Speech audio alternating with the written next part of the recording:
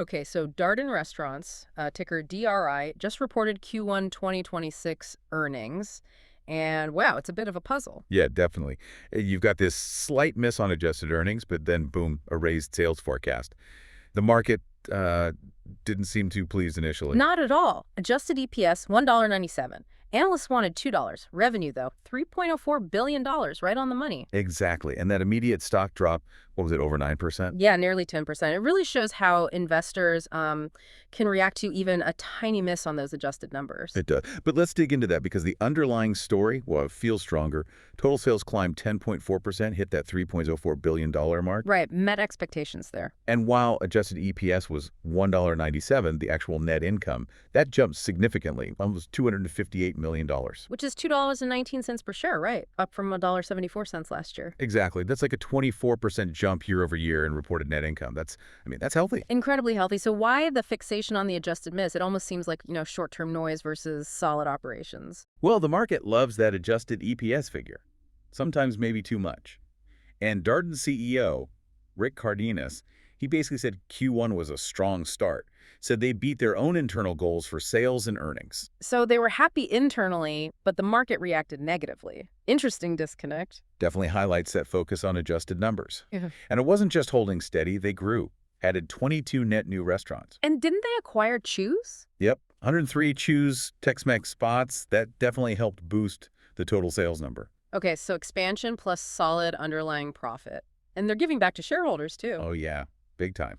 Returned $358 million this quarter. How did that break down? $175 million in dividends and $183 million in share buybacks.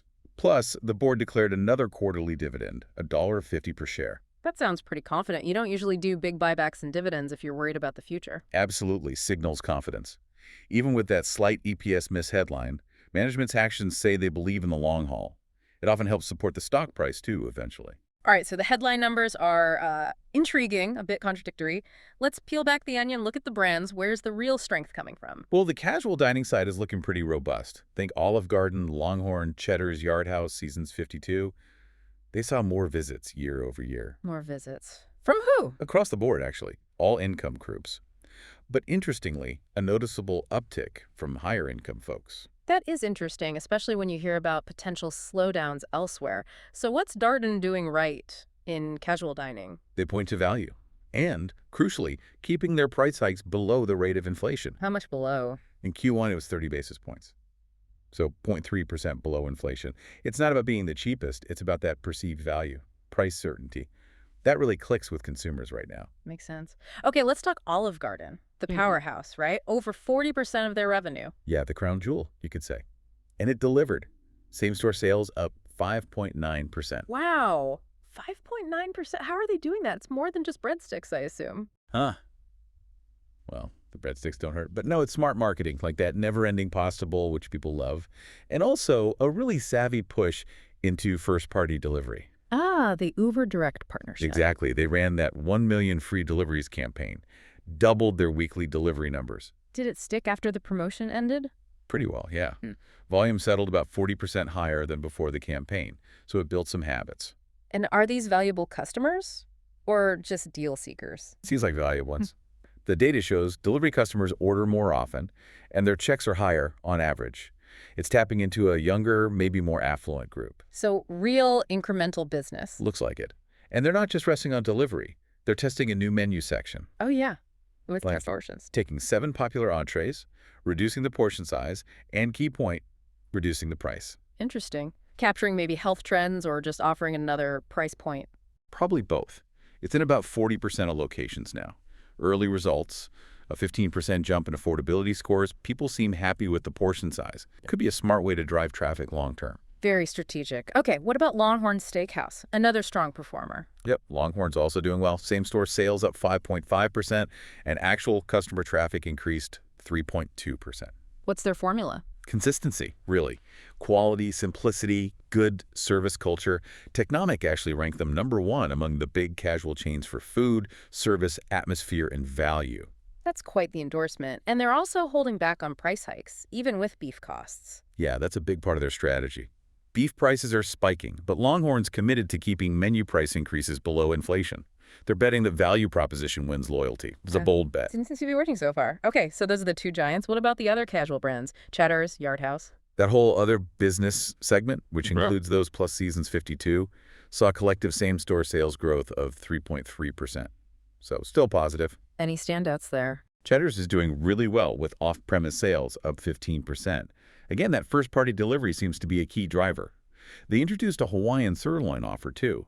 And like LongHorn, Technomic ranked them #1 for price and affordability in casual dining.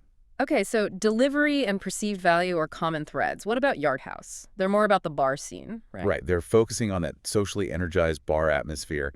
They spruced up their taco offerings, even ran a best-on-tap bartender competition. It's about the experience, keeping that unique vibe strong. Smart. Okay, shifting gears a bit. Fine dining, Ruth's Chris, Capitol Grill, Eddie V's. We hear business travel is down, maybe hurting high-end places. How did Darden fare? Surprisingly resilient, actually. Same-store sales only dipped 0.2%. Wall Street was expecting closer to a 0.9% drop. So better than expected. Why? Well, they acknowledged that weekday weakness from less business travel, but they adapted. Ruth's Chris, for example, introduced a 3-course menu for $55. Ah, a value play even in fine dining. Exactly. And they said that specifically helped drive positive comparable sales for the quarter. Smart tactical move. It seems so. And internationally, I heard something about Canada. Yeah, interesting moves there. They sold 8 company-owned Olive Gardens in Canada. Getting out of Canada. No, pivoting strategy. They immediately signed a deal with a franchisee, Recipe Unlimited, to open 30 more Olive Gardens in Canada over the next 10 years. Ah, shifting to a franchise model up there. Precisely. Lower capital needed from Darden. They get royalties, leverage local expertise. It's a way to expand faster with less direct risk.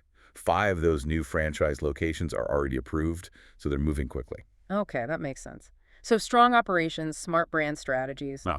Let's turn to the future. What's the outlook for the rest of fiscal 2026? They actually raised their forecast for total sales growth, now expecting 7.5% to 8.5% for the full year. That sounds pretty good. It does. Keep in mind that includes about 2% growth just from having an extra week, a 53rd week, in their fiscal calendar this year. Ah, okay.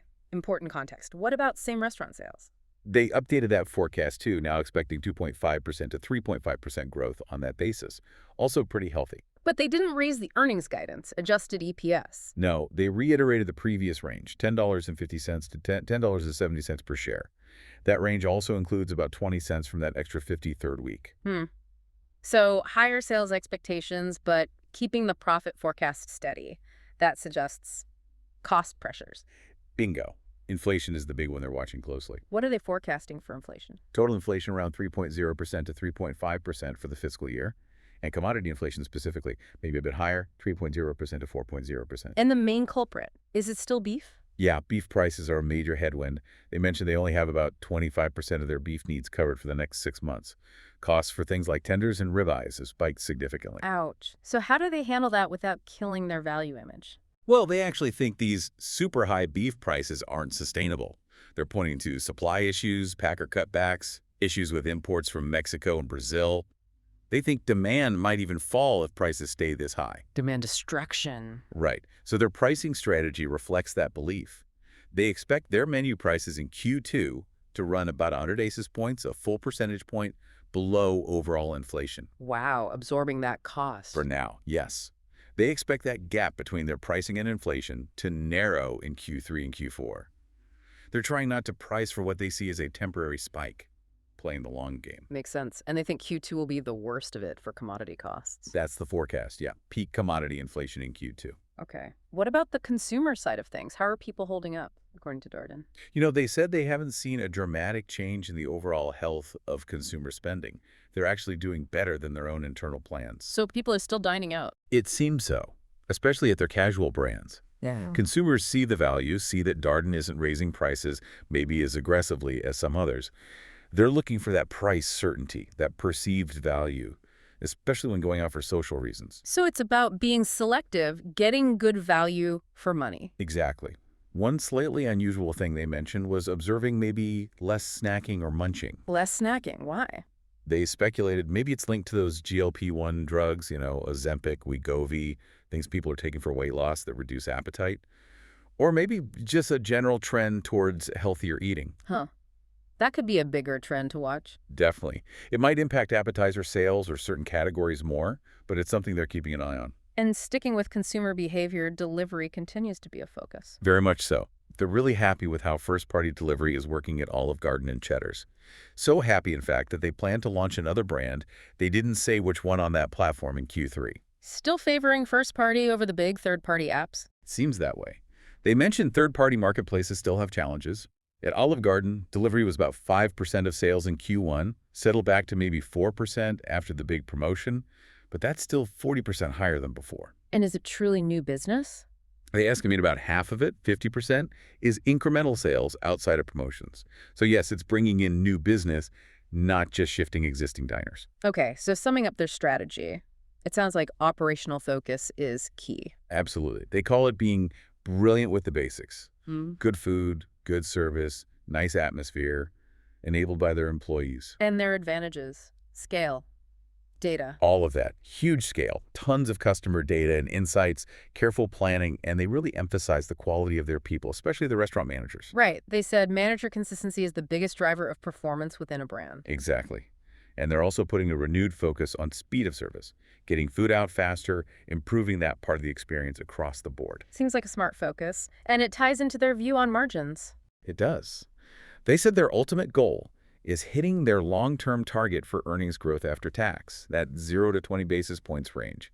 And if achieving that means investing in the guest experience, even if segment profit margins dip in a quarter, they're willing to do it. Customer first, basically, Yeah. believing that drives long-term profit. That seems to be the philosophy, a long-term view leveraging their scale. So putting it all together, Darden shows strong operations, especially in casual dining, smart strategic moves like first-party delivery and menu innovation.